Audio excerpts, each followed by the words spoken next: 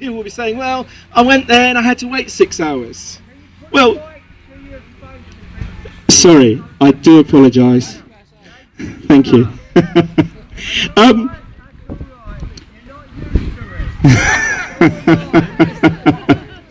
Right, where was I?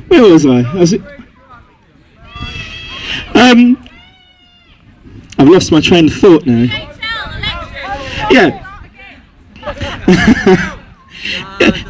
What they're doing with our NHS is they're making us dissatisfied with it, or dissatisfied with certain services within it. And then what they will do is they'll take that service and they'll say that this private company can do it better, or that private company can do it better.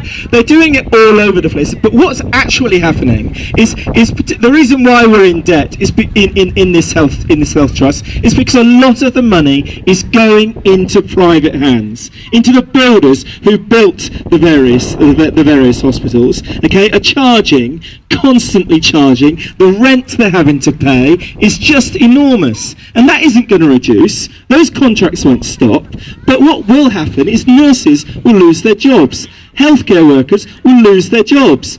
People will not be replaced once they retire. They'll not be replaced once they leave to go to another hospital. And what that will do is it will mean that service is reduced and reduced and reduced until the point that you come along with a broken leg, waiting on a hospital bed for hours and hours and hours, and you'll be saying that I need help, and they'll be saying, well, someone else can do that.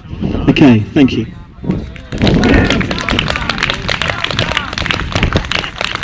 Okay, thank you, Tim.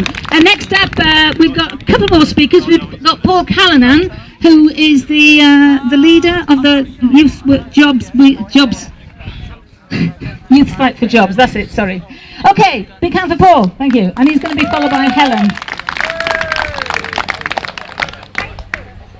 Well, it's been a fantastic show of anger today against the government's attack on our NHS. And I think it's very important that now that we've had this demonstration today, that we don't just go away, but this campaign continues, that we build a strong, united campaign of NHS workers, of workers from the local area and people from the local working class community to turn the tide of these attacks back. And to put forward that we want a fully publicly funded NHS. We want the end of PFI, we want the debts to be written off, we want the hospital buildings to be taken back into full public ownership, and we want a publicly owned democratic national health service and hospitals that are actually there to serve the needs of people in South East London.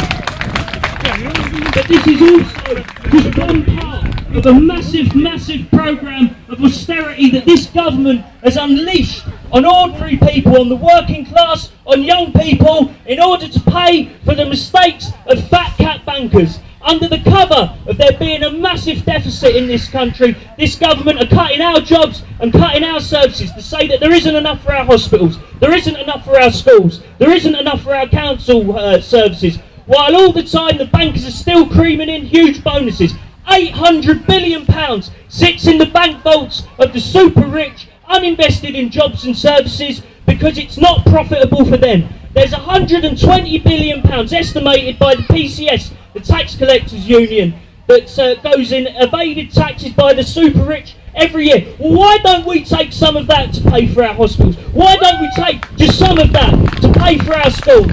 Now, a number of speakers today have raised the importance of the October the 20th demo, and that's a perfect opportunity to draw all these fights together, to draw in the council workers, to draw in the hospital staff, to draw in the people that use these services, to draw in teachers, to draw in everybody, and also to unite these fights and to build a mass movement against austerity. But also, we need to use that demonstration because just this Tuesday at the TUC's annual conference, they adopted possibly the most important motion that they have since the 1920s. They've adopted a motion to look into the practicalities of a general strike.